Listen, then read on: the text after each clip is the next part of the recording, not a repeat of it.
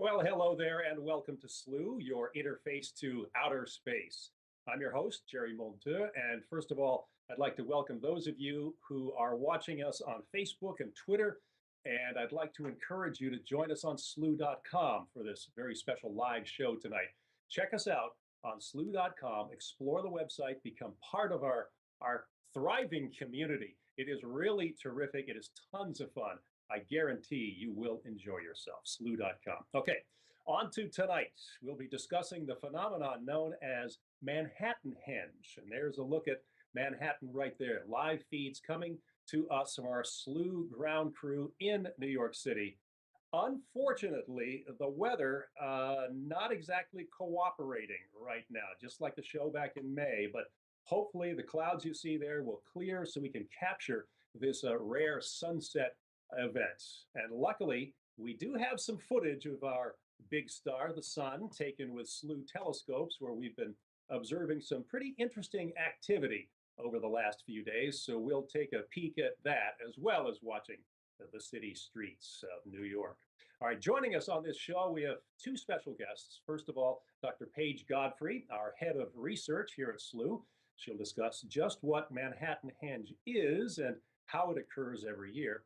And then a bit later, we'll be joined by Athena Brensberger, or Astro Athens, as she is known to her online followers. She's a native New Yorker. She'll be reporting to us live and tell us about the Manhattanhenge that she experienced in the past. She was a youngster, but she remembers.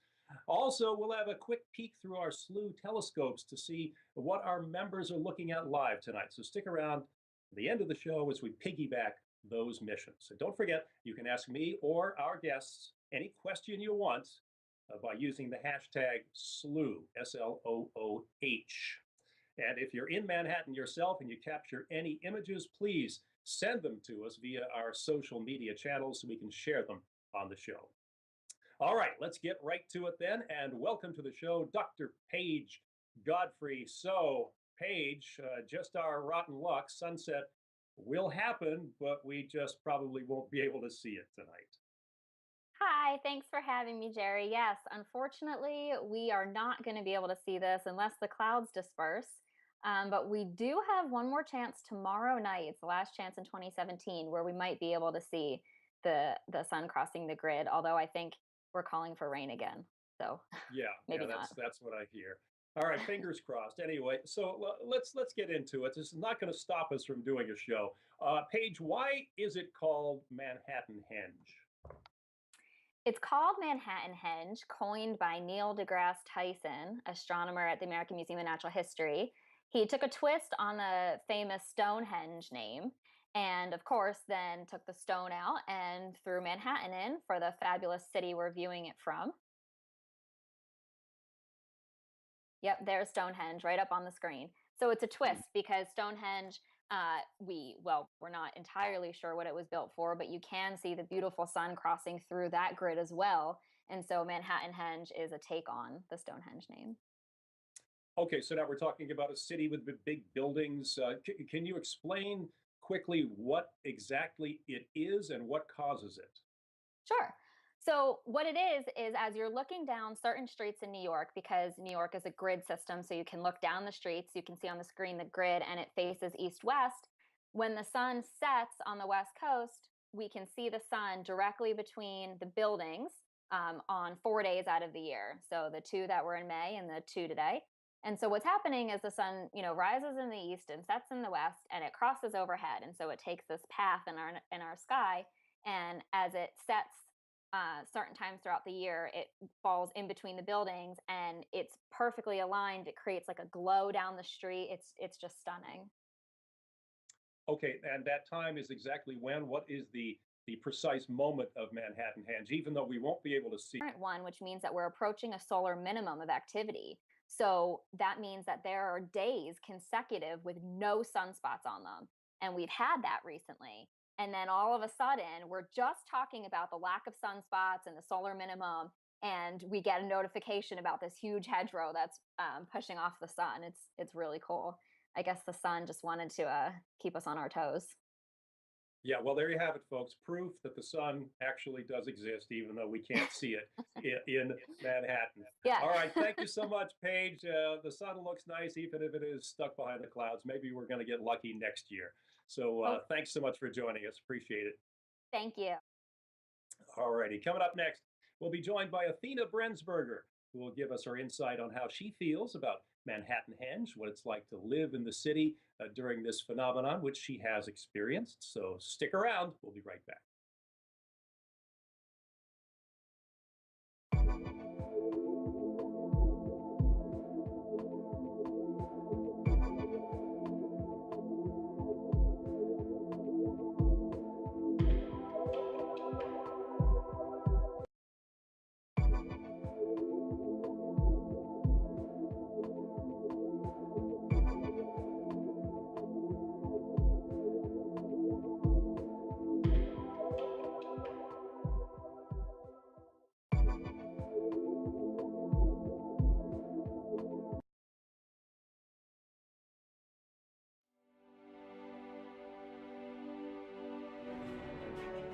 We've been all over the world chasing solar eclipses to share with you. This time, you're coming with us. Join Slooh as we expedition to Stanley, Idaho to celebrate the transcontinental eclipse on August 21st. Sign up today at slooh.com. Space is limited.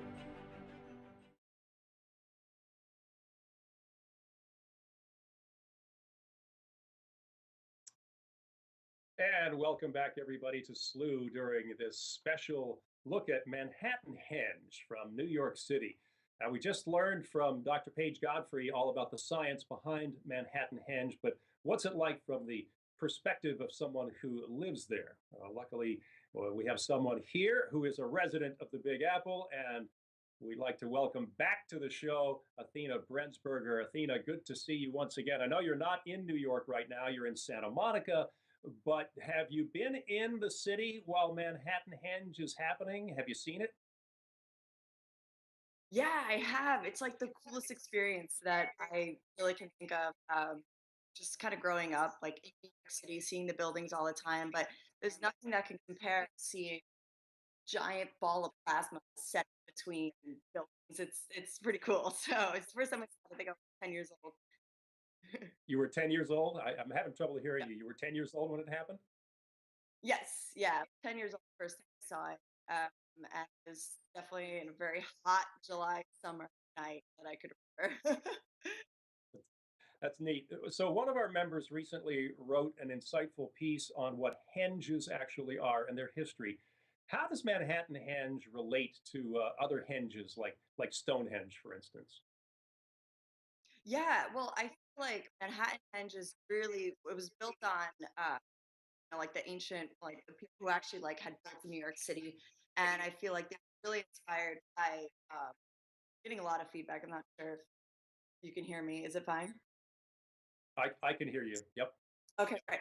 Yeah, I just feel like based on how like the Stonehenge was first built and how it literally was astronomical meaning behind it.